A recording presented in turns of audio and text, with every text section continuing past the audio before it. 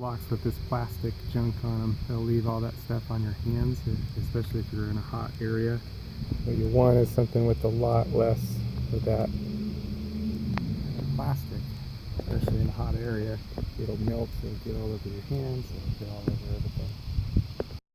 It's much better.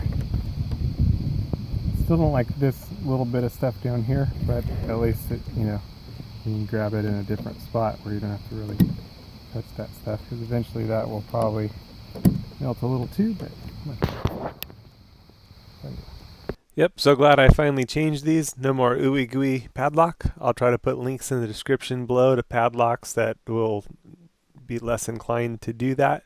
I regularly make new videos on the most likely repairs and tasks you'll need to complete in your lifetime, so subscribe if you'd like to see the latest videos. Kung Fu Maintenance is all about saving you time, energy, and money, hoping to help you gain some nice ground.